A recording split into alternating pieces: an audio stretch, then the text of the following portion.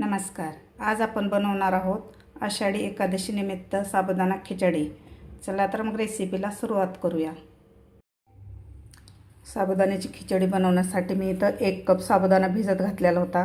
तुम्ही बघू शकता असा मस्त साबुदाणा भिजलेला आहे. मी हे रात्रभर साबुदाणा भिजत घातलेला होता, त्यामुळे व्यवस्थित साबुदाणा आपला भिजलेला आहे. तुम्ही बघू शकता मी सुरुवातीला 2 पाण्यानं व्यवस्थित साबुदाणा धुवून घेतला होता. त्यामधली पावडर स्टार्च सगळे काढून घेतले होते आणि नंतर मी साबुदाणा भिजत घातला होता. साबुदाण्यामध्ये मी साबुदाणा भिजेल एवढं पाणी घातलेलं होतं, त्यामुळे व्यवस्थित आपला साबुदाणा भिजलेला आहे आणि एकदम असा मोकळा झालेला आहे. तुम्ही बघू शकता मस्त भिजलेला आहे. आता लगेचच आपण साबुदाण्याची खिचडी बनवायला घेऊया. मी इथे कढई ठेवलेली आहे. आता कढईमध्ये आपल्याला 2 चमचे तेल घालायचं आहे. तेल घातल्यानंतर आपल्याला मी इथं अर्धी वाटी शेंगदाणे घेतलेले आहेत. शेंगदाणे आपल्याला तेलामध्ये भाजून घ्यायचे आहेत. व्यवस्थित कुरकुरी होईपर्यंत आपल्याला हे शेंगदाणे भाजायचे आहेत. तेलामध्ये शेंगदाणे जर भाजले तर खिचडीला आपल्या चव खूप छान येते आणि असे कुरकुरीत होतात शेंगदाणे. मीडियम गॅसवर आपल्याला हे शेंगदाणे 2 मिनिट भाजून घ्यायचे आहेत. जास्त पण लाल नाही करायचे.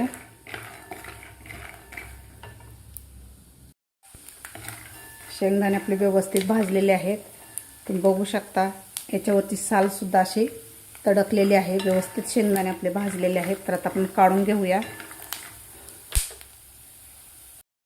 शेंगदाणे मी काढून घेतलेले आहेत. कढईमध्ये थोडंसं तेल राहिलेलं आहे आपलं.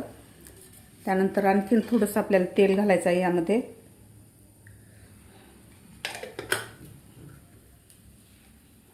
त्यानंतर मी इथं एक मीडियम साईजचा बटाटा साल काढून कापून घेतलेला आहे. कच्चाच बटाटा आहे. यामध्ये घालायचा आपल्याला तेलामध्ये. आता बटाटा आपल्याला व्यवस्थित तेलामध्ये फ्राय करून घ्यायचा आहे, थोडासा गोल्डन कलर होईपर्यंत. 3 ते 4 मिनिट आपल्याला हे बटाटा फ्राय करायचा आहे. म्हणजे व्यवस्थित आतमध्येपर्यंत फ्राय झाला पाहिजे बटाटा आपला. या जागी तुम्ही उकडून सुद्धा बटाटा वापरू शकता, पण मी कच्चा बटाटा घेतलेला आहे.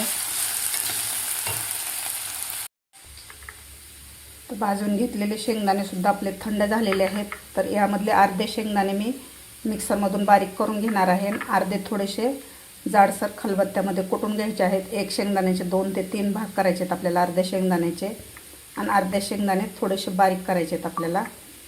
मी इथे एक खलबत्ता घेतलेला आहे. यामध्ये अर्धे शेंगदाणे घालणार आहे मी. थोडेसे जाडसर कुटायचे आहेत आपल्याला हे शेंगदाणे.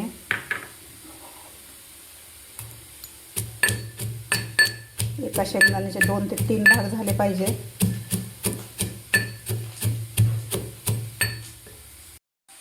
अशा प्रकारे मी शेंगदाणे कुटून घेतलेले आहेत खलबत्त्यामध्ये. इथं मी एक मिक्सरचं भांडं घेतलेलं आहे. त्यामध्ये आपल्याला अर्धे शेंगदाणे राहिलेले ते मिक्सरच्या भांड्यात घालायचे आहेत. थोडेसे मी अख्खे ठेवणार आहे शेंगदाणे. आता हे शेंगदाणे आपल्याला मिक्सरमधून थोडेसे जाडसर काढून घ्यायचे आहेत. जास्त जाड पण नाही काढायचे आणि जास्त बारीक पण नाही काढायचे. अशा प्रकारे मी तेलामध्ये बटाटा फ्राय करून घेतलेला आहे. तुम्ही बघू शकता असा गोल्डन कलर झालेला आहे. आता यामध्येच आपल्याला थोडेसे जिरे घालायचे आहेत. तुम्ही जर उपवासाला जिरे खाता असाल तर घाला किंवा स्किप करू शकता. जिरे सुद्धा व्यवस्थित आपले परतून झालेले आहेत. तर यामध्ये घालायचे आहेत आपल्याला 2 ते 3 हिरव्या मिरच्या कापून घेतलेल्या. मिरचीचं प्रमाण तुमच्या आवडीप्रमाणे करू शकता.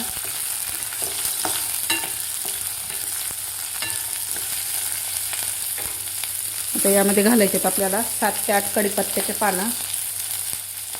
कढीपत्तासुद्धा तुम्ही उपवासाला खाता असाल तर घाला किंवा स्किप करू शकता, कारण बरेच जण उपवासाला कढीपत्ता, जिरे, कोथिंबीर खातात. तुम्ही नसेल खात तर स्किप करू शकता. व्यवस्थित परतून घ्यायचं आहे आपल्याला. आता कढीपत्ता आणि मिरची घातल्यानंतर कढीपत्ता आणि मिरची आपली व्यवस्थित परतून झालेली आहे. आता यामध्ये घालायचं आपल्याला भिजवून घेतलेला साबुदाणा घालायचा आहे.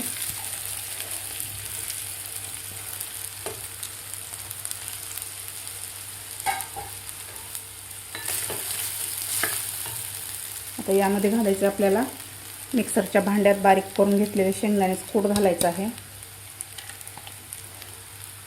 त्यानंतर खलबत्त्यामध्ये जे आपण जाडसर कूट करून घेतलेले ते सुद्धा घालायचं आहे आपल्याला.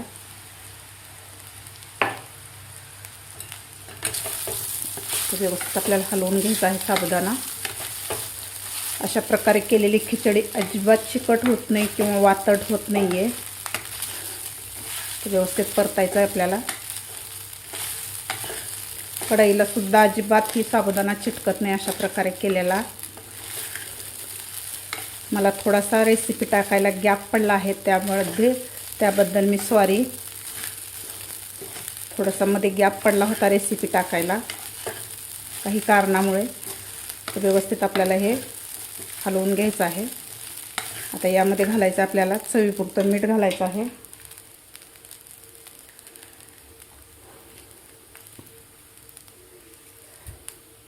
या ठिकाणी मी साधं मीठ घातलेलं आहे. तुम्ही उपवासाचं सुद्धा सेंधव मीठ घालू शकता. तर व्यवस्थित आपल्याला हे परतून घ्यायचं आहे साबुदाणा. आता गॅस आपल्याला एकदम मीडियम ठेवायचा आहे आणि यावर झाकण ठेवून आपल्याला 2 ते 3 मिनिट एक वाफ काढायची आहे. म्हणजे साबुदाणा व्यवस्थित असा आतमध्येपर्यंत परतला जातो. 2 ते 3 मिनिट आपण झाकण ठेवून याची वाफ काढून घेतलेली आहे. तुम्ही बघू शकता सुरुवातीला आपला साबुदाण्याचा कलर पांढरा दिसत होता, आता थोडासा ट्रान्सपरंट झालेला आहे. तुम्ही बघू शकता असा मस्त साबुदाणा वाफवून झालेला आहे. अजिबात चिकट झालेला नाही किंवा कढईला चिटकलेला नाही. तुम्ही बघू शकता. बरेच जण म्हणतात साबुदाणा चिकट होतो किंवा वातट होतो, तर तुम्ही अशा प्रकारे जर साबुदाणा केला तर अजिबात साबुदाण्याची खिचडी चिकट होणार नाही किंवा वातट होणार नाही. मस्त आपला एक एक दाणा असा मोकळा झालेला आहे. तुम्ही बघू शकता अजिबात चिकट झालेली नाही आपली खिचडी. आषाढी एकादशी जवळ आलेली आहे, तर आषाढी एकादशीला तुम्ही सुद्धा अशा प्रकारे नक्की साबुदाणा करून बघा. तुम्ही उपवास जर धरत नसाल तर सकाळचं नाश्त्यासाठी किंवा स्नॅक्स म्हणून सुद्धा तुम्ही साबुदाण्याची खिचडी खाऊ शकता. खूप छान लागते. आता यामध्ये घालायचे आपल्याला राहिलेले अख्खे शेंगदाणे, थोडीशी कोथिंबीर घालायची आहे. परत एकदा आपण मिक्स करून घेऊया. अशी मस्त साबुदाणा खिचडी आपली तयार झालेली आहे. आता आपण गॅस बंद करून घेऊया आणि सगळ्यात शेवटी आपल्याला यामध्ये अर्धा लिंबाचा रस घालायचा आहे. तुम्हाला आवडत असेल तर घाला किंवा स्किप करू शकता. मस्त आपली साबुदाणा खिचडी तयार झालेली आहे. आता आपण सर्व करून घेऊया. मस्त आपली साबुदाणा खिचडी तयार झालेली आहे. तुम्ही बघू शकता अजिबात चिकट झालेली नाही किंवा वातड झालेली नाही खिचडी. असे एक एक दाणा मोकळा झालेला आहे साबुदाण्याच्या खिचडीचा. करायला सुद्धा फार सोपी आहे आणि खायला सुद्धा अप्रतिम लागते अशा प्रकारे केलेली खिचडी. तुम्ही सुद्धा नक्की करून बघा. तुम्हाला माझी आजची रेसिपी कशी वाटली हे नक्की कमेंट करून सांगा. माझा व्हिडिओ आवडल्यास लाईक, शेअर आणि सबस्क्राईब करायला विसरू नका. भेटूया अशाच एका नवीन रेसिपीसोबत. तोपर्यंत मस्त खा आणि स्वस्त रहा.